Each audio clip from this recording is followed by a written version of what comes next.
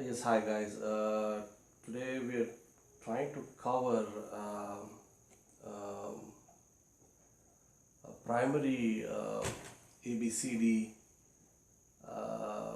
processes and secondary ABCD processes, and when you would need to use them.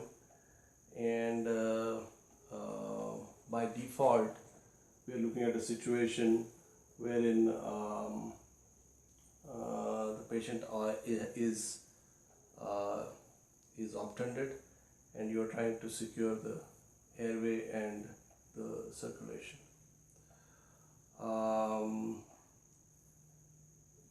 You can see this patient in the field, or you could see them in the emergency room, or you can see them in the intensive care. So, a person who has um, any of these conditions with underlying compromise of the breathing and the circulation could be present in any particular location. The primary airway breathing circulation defibrillator, that's what ABCD stands for, would necessarily apply to the field when you don't have enough support and maybe the tools required to manage the airway, the breathing, the circulation, and you don't have a defibrillator on hand. Sometimes you may have the defibrillator on hand, but you may not have the other tools required to maintain the airway and the breathing. And these are sequential steps that you would have to go through before you have technical help arrive or the technical tools available. If you are in the ER, or if you are in the ICU, or you are in the medical ward, surgical wards, you would have access to the tools required to secure and maintain airway and breathing, and the drugs required to maintain circulation, and a defibrillator on hand. It could be a portable defibrillator, or it could be a all-in defibrillator with which reads the monitor and gives you other parameters, and you have to know how to use either one of these, and also be familiar with the sequences when you need to use them. We don't have time to go through all the step-by-step protocols that are required for a person with ventricular fibrillation or asystole or a CVA, but this talk or this conversation, we just have an overview as to what you should be familiar with, whether you are in the field or whether you are out of the hospital or in the hospital, and in the hospital setting, in any of these acute settings like the emergency room, ward 20, casualty, any of the medical or surgical floors.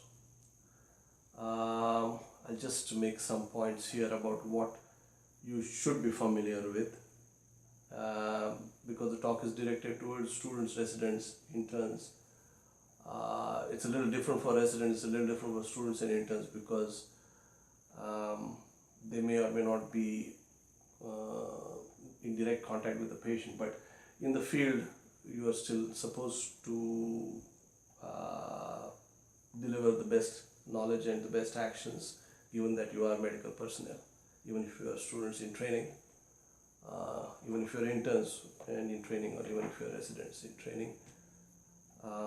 And it is required for all of us to be at least familiar with some of the steps that are required, that are critical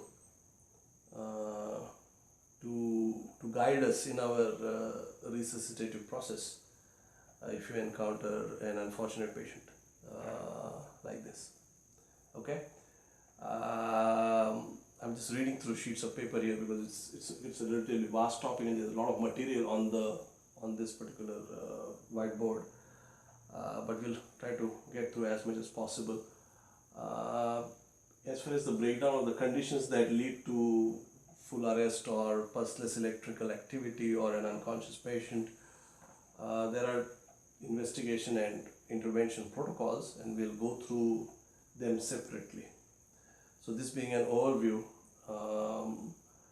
when you're looking at a patient who is collapsed, who is unconscious, who is obtunded, who may or may not be breathing in the field or even in any other place, you have to do your primary ABC survey and get a team involved. And it could be a 2-person team, it could be a more than 2-person team, it could be a 4-person or 5-person team, because many of the processes that happen with getting the patient stabilized happen simultaneously.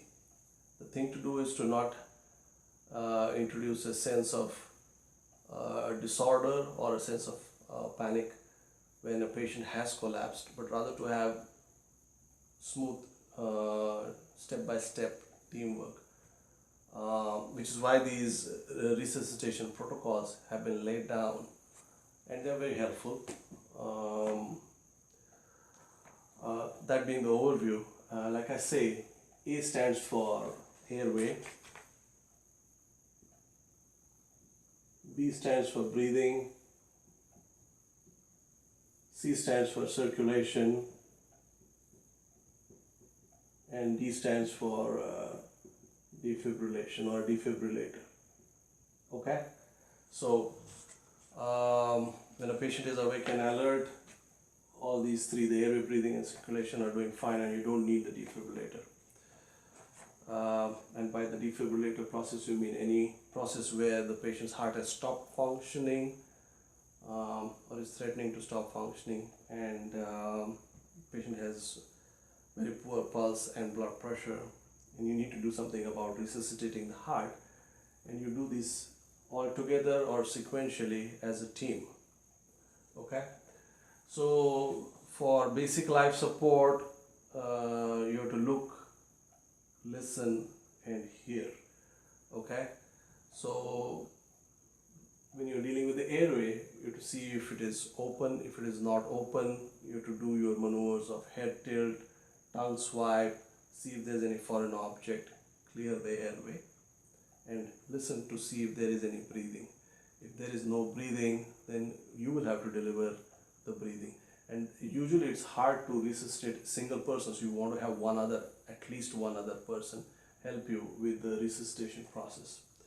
That's why I've written here 2 persons or team. Now usually a team setting will be your secondary airway, breathing, circulation, defibrillation process. But if the person is collapsed in the field, it's hard to find 3 or 4 people who know what they're doing. You can enlist the help of one other person to do your basic life support. And for the basic life support, airway, head tilt, open the airway, swipe the tongues, hear for breathing. If there is no breathing, you have to deliver the rescue breath. The other person has to perform CPR, that's cardiopulmonary resuscitation, and that takes over the circulation part of it. And that involves giving chest compressions. The rate at which you give compression goes by age of the patient, and they have been defined from 1 year to 8 years and above 8 years.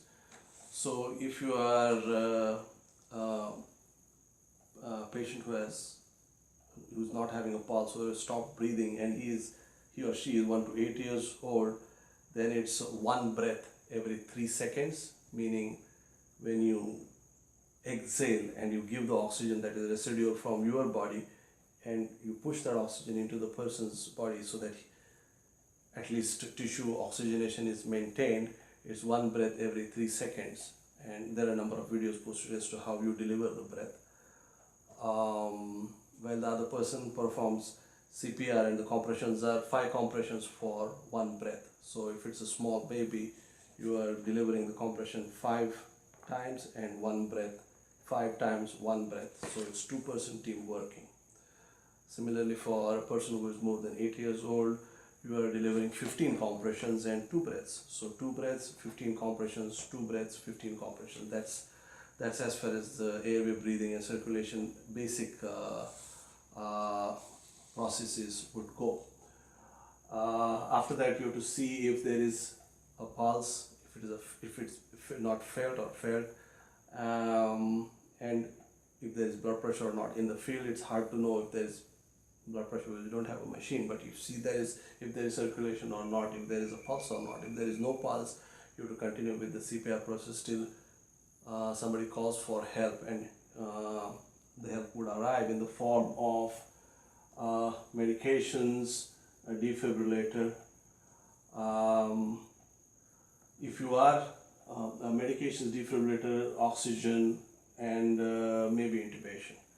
So as far as the secondary ABCDs or the resuscitation process after you have help come goes, the airway would be placing of a tracheal tube or an endotracheal tube, or a tracheostomy in an acute setting. And we as students or interns or residents are not really involved in doing tracheostomies either in the field or in the hospital setting, but it requires us to know the basics of endotracheal intubation. I suggest that you work with the anesthetist and you practice intubation with a few patients so that you might get comfortable. It is a practice skill, it tends to go away if you don't do intubation, but I would recommend that you do that if you are interested in resuscitation, and we don't know when we will be called upon to resuscitate a given patient. So if you have intubation skills,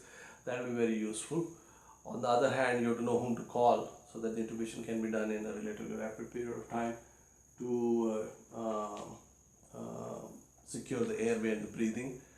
You have to have the capacity or ability to at least deliver oxygen, and that would be by bag and mask or by cannula or by increasing rates of oxygen. So you should have a source of oxygen, and since we are talking about secondary airway, breathing, circulation and defibrillation, that's the ABCDs that we're talking about on a secondary basis. You have access to these instruments. That is, you have the oxygen cylinder for delivery, you have the bag and mask for delivery of oxygen, and you have the endotracheal kit tray available. You need to have end-tidal CO2 monitors to see that the tube is correctly placed and that the patient is actually blowing off CO2. So these are simple devices that check if CO2 is being expired or not. You need to have access to a crash cart, and the crash cart carries all these things. The apparatus needed for intubation, it carries all the drugs that are required to be delivered. You have to be familiar with some of the doses and commonly used drugs. I've just written down some of the commonly used drugs here for some of the situations that you would encounter, and the doses are fairly simple to remember, and I'll just go over them. Commonly used drugs are atropine, epinephrine, which you can give by IV and you can give by bolus or as an infusion. Other infusions are isoprotenolol and dopamine. Atropine is usually 1 milligram IV, and epinephrine is also 1 milligram IV. Usually the crash cart carries these in pre-filled syringes, so you don't have to think how much I have to give. Just take out the syringe and you give the injections IV. This is assuming that while you are assessing circulation, the IV line has been established. IV lines would also be required for drawing labs, common labs being sugar, electrolytes, specifically looking at potassium, magnesium, sodium, bicarbonate, PT-INR, PTT for bleeding disorders. Coming back to the drugs, the common drugs, like I said, epinephrine, atropine, you have to know. Digoxin, adenosine, that's the other drugs that you have to know. Many times you don't need digoxin and adenosine on an acute basis where patient is obtended and his airway, breathing, circulation is all challenged. But these are common drugs that you should be familiar with. I made a note here that if it is a bradycardia or asystole, when a patient has got no pulse or no blood pressure, you have to do sequentially epinephrine and atropine at the doses required, and then you have to start drips of dopamine isoproterenol. You have to be familiar with cardiac pacing in a situation where there is bradycardia. There again, at our level as students and interns or as residents, we don't necessarily do internal pacing, but external pacing, wherein you put in the pacing electrodes and you capture the rhythm. This is something that is not too difficult and you should be familiar with, and if you work with the cardiovascular residents, or you work with the ICU setting or with the ICU nurses, sometimes you should practice or get a hand on transcutaneous pacing and be familiar with for using it for symptomatic bradycardia. There have been previous conversations for tachycardias, which are serious, and tachycardias which are not serious, and the drugs have been listed there as to what needs to be done sequentially to deal with those tachycardias which are leading to a situation requiring institution of your secondary ABCDs. Digoxin and adenosine are two drugs that have been put in there, and they come into play for the supraventricular tachycardia. So that's a useful thing to remember. Amiodarone or cordarone, the 150 milligram IV push over 10 minutes, it has a role in multiple tachycardias. They may be supraventricular or ventricular. We don't have, this particular conversation is not directed towards going through sequential steps for each of those situations, but we'll get to them on an ongoing basis. Okay, so primary ABCD and secondary ABCD. Talking about the secondary ABCDs again, when you are looking at the airway, you have placed the airway device, tube or endotracheal cuff. You have confirmed the position of the airway device. You have confirmed end-tidal CO2. Then for circulation, you are confirming if the patient has pulse or no pulse and has any pressure or no pressure. And for circulation, you have to establish IV access, because without IV access, you can't get labs. The other thing you have to do is you have to order an EKG, you have to get a portable X-ray. You can ask anybody in the vicinity for a focused HNP. You get the vital signs, temperature, pulse, respiration, and blood pressure. If you have a way to measure oxygen saturation, you should do that and start supplemental oxygen by way of mask or by way of cannula. And you have to familiarize yourself with the crash cart and the medications, which we talked about briefly. After that, you have to figure out what was the reason for the patient to collapse. If you have an EKG done, that also helps. So this would be the protocol and what needs to be done in the acute setting. Bear in mind that all these things are happening simultaneously as a team. Okay? And there are some good videos posted on how the team functions in a patient who has collapsed or a patient who has crashed. The most common reasons why a patient would have collapsed are the ones listed here, and you will run across this clinical situation at some time or the other if you are in the hospital setting or you are in casualty or ward 20.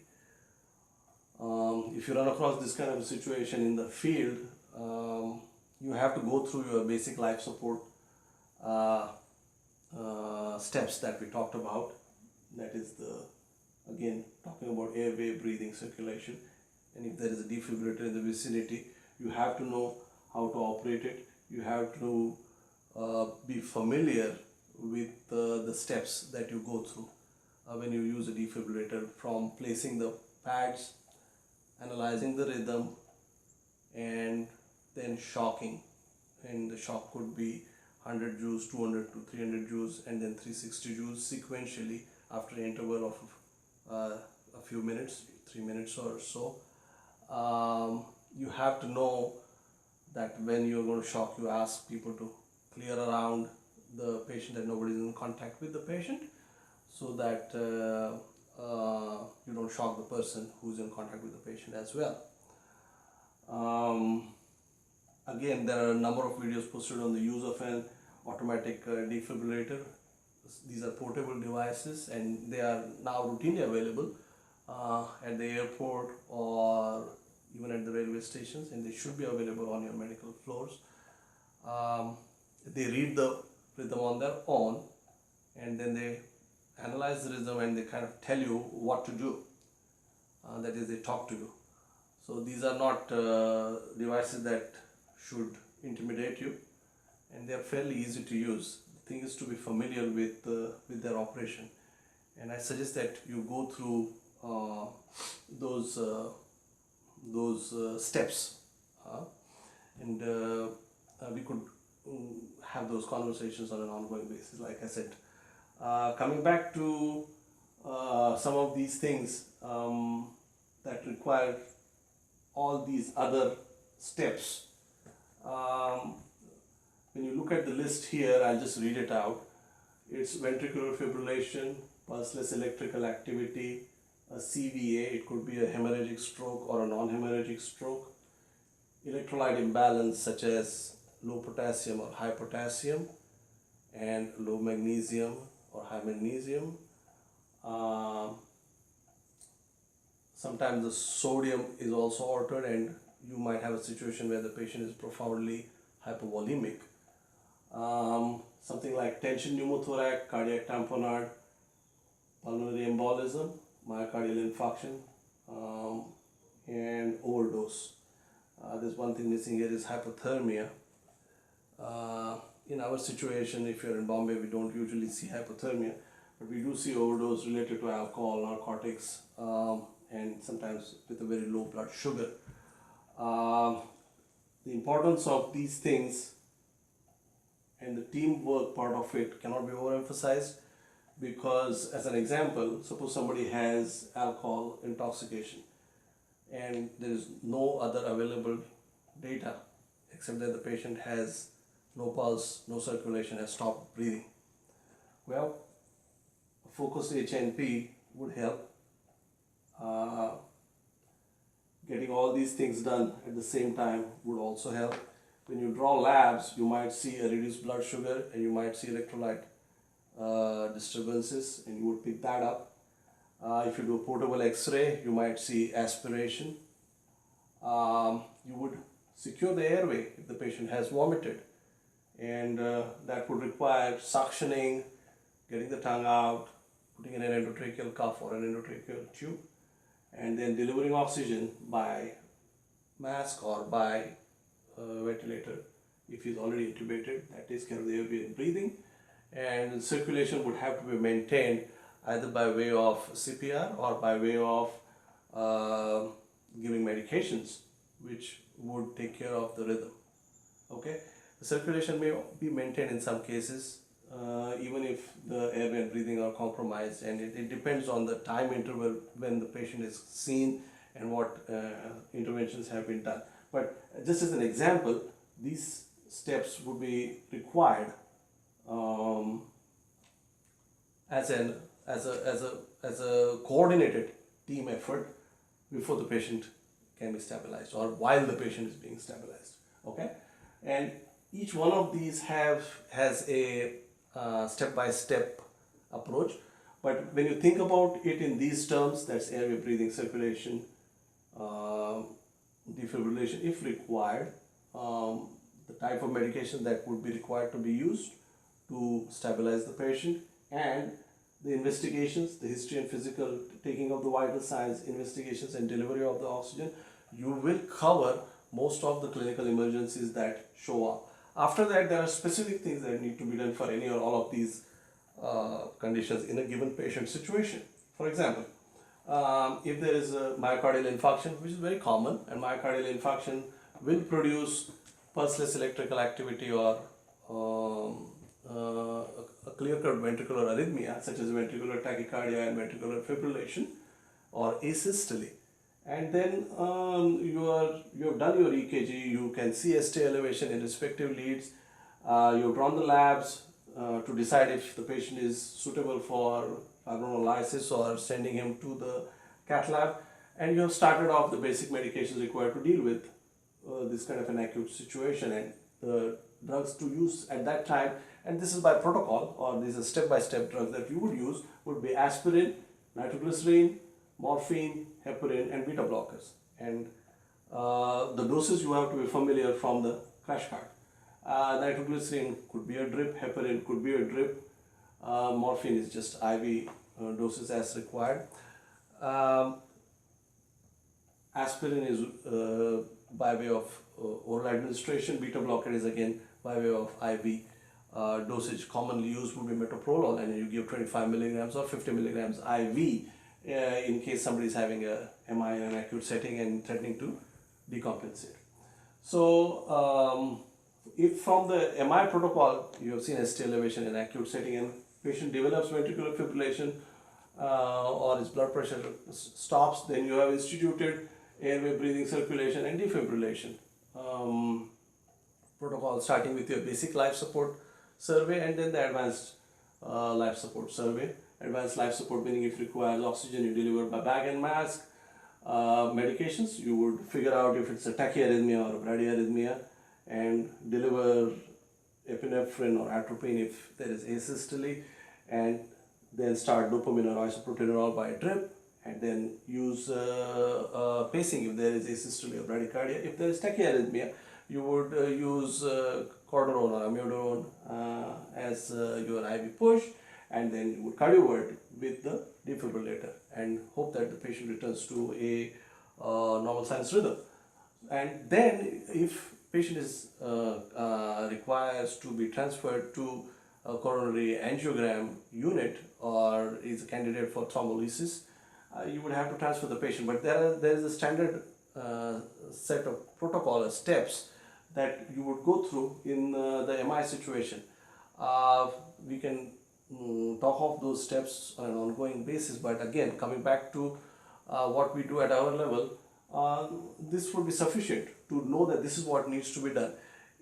If you're in the field and you're doing basic life support, all you can do is get the airway under control, see if the patient is breathing or not, do CPR, and ask for help to transfer the patient or transport the patient quickly, so that the rhythm can be read via monitor or via EKG, so that the drugs can be started to revert the rhythm, so that the oxygenation can be maintained, and so that the airway can be secured. Again, this is all teamwork which happens simultaneously and in a coordinated fashion. Okay. Ventricular fibrillation and pulseless electrical activity will cause patient to have drop in blood pressure, stop breathing, loss of consciousness, and which will trigger your advanced cardiac life support and basic cardiac life support if you're in the field. Same steps again that need to be taken. Pulseless electrical activity commonly occurs in some of the conditions that are listed here. It could be a tension pneumothorax, it could be cardiac tamponade, hypothermia which is not listed here. It could be electrolyte disturbances like potassium disturbance, magnesium disturbance. It could be related to a intracranial episode.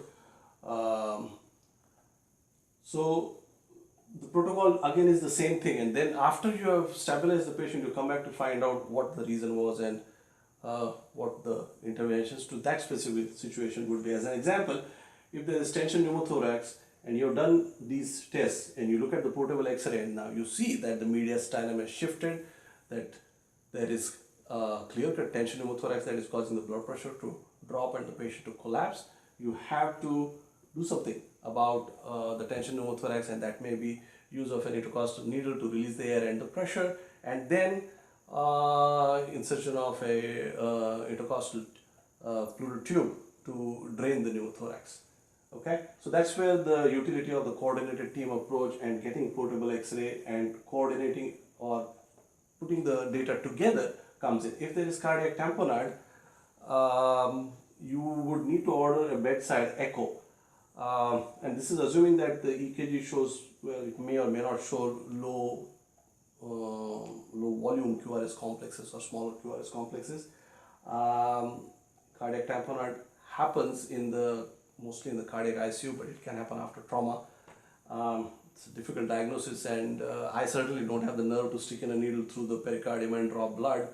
But if it comes to acute resuscitation, sometimes you have to do that. So you would have to order a bedside echo to see if there is blood in the pericardial sac, and then you would have to tap it to relieve the tamponade while all this is being done, the ABCD process. Okay. CVA is cerebrovascular accident, and that would be hemorrhagic stroke or non-hemorrhagic stroke. And again, the protocol is the same. You get an EKG, you draw labs, you do portable X-ray, you do focus HNP, you do clinical examination to see if there is facial droop, you see if there is pronator drift or drift of the affected arm due to the weakness, you see if there is slurring of speech. Timing is important, and timing is important because the intervention is time bound, and investigations would be you do your Glasgow Coma scale if the patient is obtunded or unconscious, and you have to do a CAT scan to see if there is a hemorrhagic stroke or a non-hemorrhagic stroke. Again, at our level, those are enough because if it is a non-hemorrhagic stroke, then the patient may be a candidate for fibrinolysis or TPA, that is a plasminogen activator therapy, and you would direct the patient to an intensive care unit where the drug would be administered IV to lyse the clot. If it is a hemorrhagic clot, obviously then you can't do fibrinolysis and you would have to consult the neurosurgical people.